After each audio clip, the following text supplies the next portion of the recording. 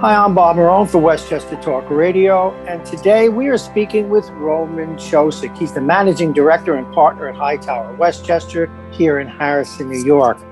Today's topic covers financial planning strategies to help you navigate through a divorce. Unfortunately, there are many more divorces occurring now than generations ago, and it is important to understand the implications and how to best plan for it. Roman, again, is the managing director and partner here at Hightower Westchester. Roman, tell us about your experience in dealing with clients that are going through a divorce.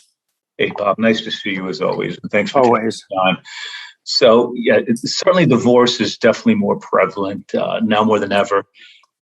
Being in the industry for almost 25 years, I think more than anything, it's the complexity of the divorces that's gotten a lot more sophisticated in a way. And it's for all of us to kind of figure out some of those delicate balances. As an advisor, we get involved in all aspects of our clients' financial lives. And when a divorce does occur, the financial picture is an important part of each part of their financial lifestyle, if you will. My experience is that no matter how much you think you have planned for a divorce, irrespective of if you have a prenup in place, once you start the process of a divorce, many people scramble to find solutions, and each situation is different and very, very much so unique. So the reality is that divorce is financially and unfortunately emotionally draining on all those parties that are involved. Knowing how difficult it can be, what are some of the initial steps that a person should take?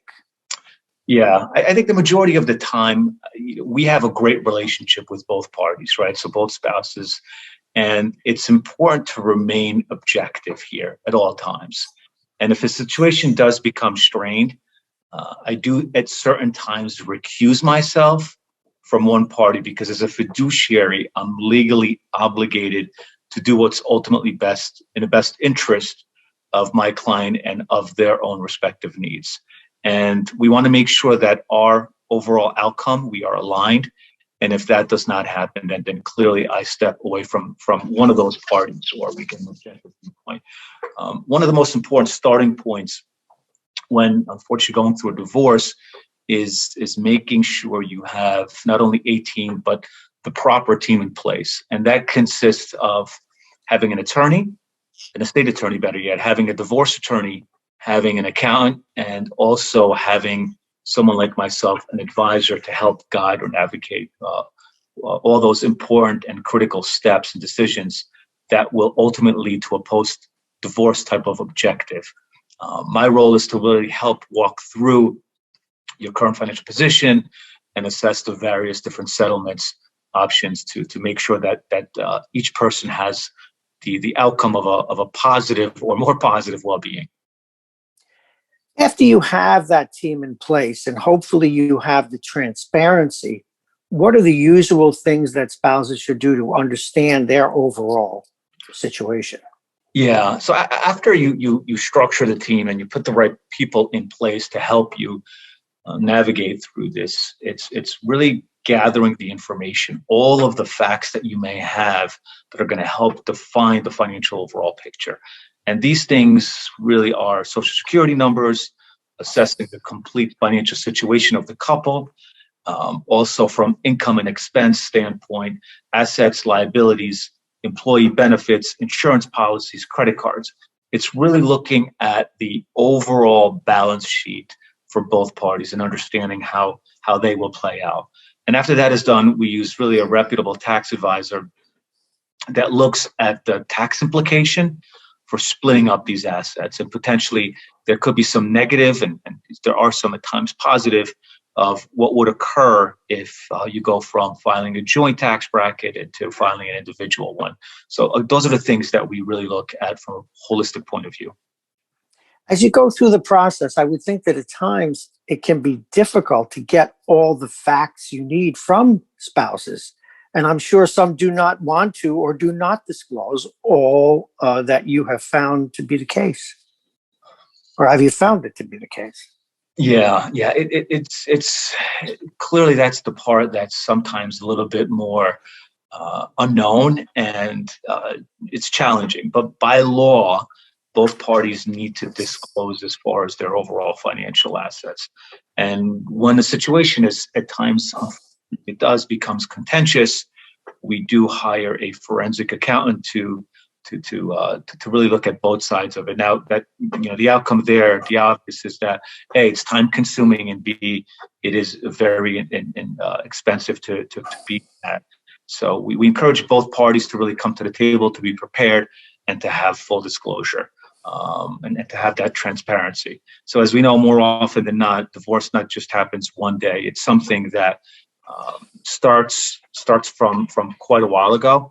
And what we kind of tell our clients is when they foresee, or if they feel something along those lines is coming, we want to make sure that we recommend gathering financial information prior to such events and having that initial conversation just in case your spouse tries to hide any additional information. Boy, it must be a tough transition for all parties concerned. How about financial planning, Roman? How would you address these needs? Yeah. These new needs?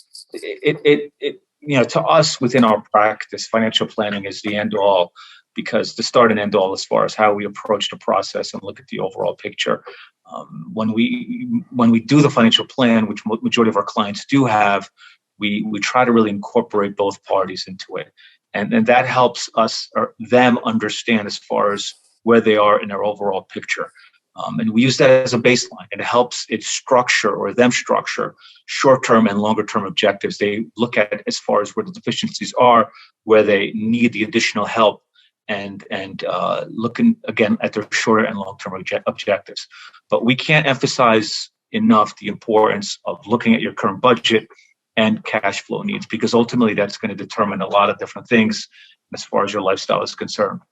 And having a thorough understanding of your future financial needs is extremely critical. So knowing that you will have the ability to provide for yourself and your children, if you have them, is very empowering.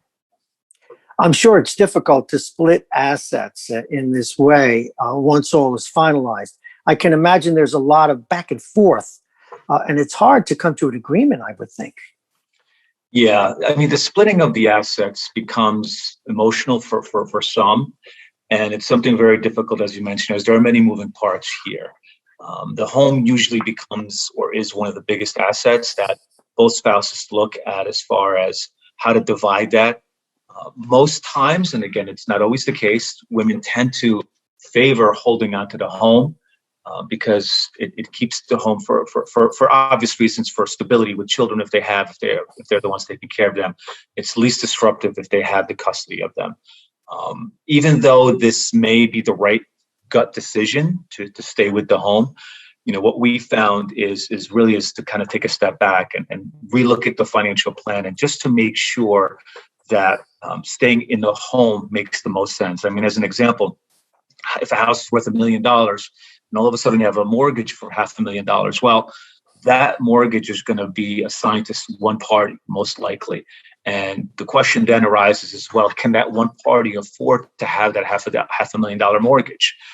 So that becomes the point of consideration is, we run a credit check. We look through all those different variables before we take an initiative there. And then the other part is after divorce, is this home still the ideal place for you and your children? And maybe you need to downsize. Maybe you need to look at different alternatives, or perhaps an apartment. So there are different considerations here.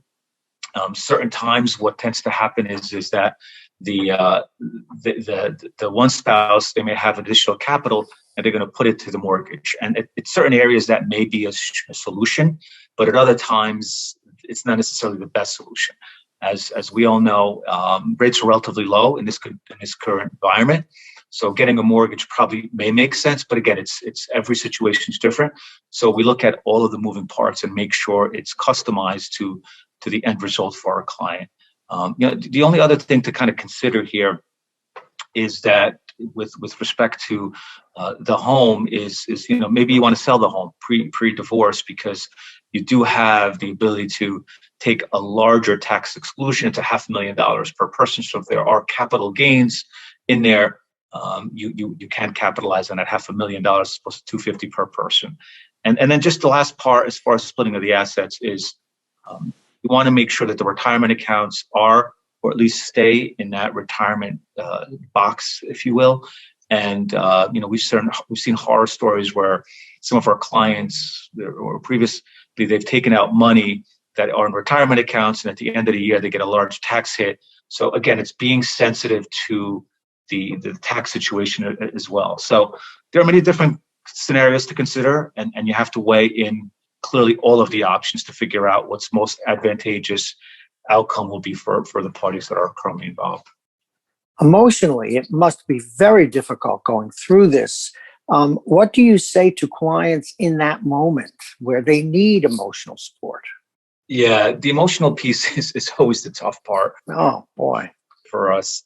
And that there's many times we get very involved with our clients. So we tend to become the sounding board for them. And what we tend to do a lot more of, which we do, is listen to their particular concerns and needs.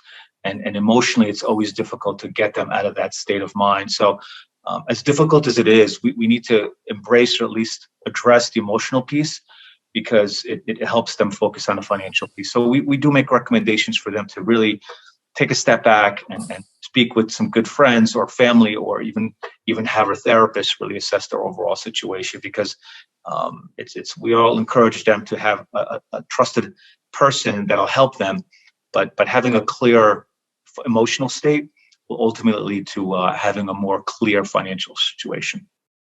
What about estate planning? How important is that to change?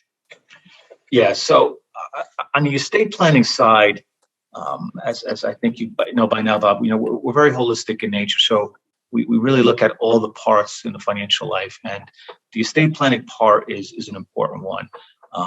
Whether it's done immediately or some short time after, it's critical to make sure all the parts are really forward-looking. And after divorce, some aspects of the planning are going to look different, and they really need to be updated. And updating the critical parts, such as the executor of the estate, your healthcare proxy, perhaps even your power of attorney, should be done in a good manner. Furthermore, and I think this is the part that many people tend to overlook, is that after they are done with their estate planning or doing their wills and or trusts, they tend to ignore other assets which are extremely critical for them to be updated with beneficiaries. As an example, some of our clients basically have old 401k plans, retirement accounts, or insurance policies, and they never go and change those beneficiaries to reflect either their kids or their new spouse in a way.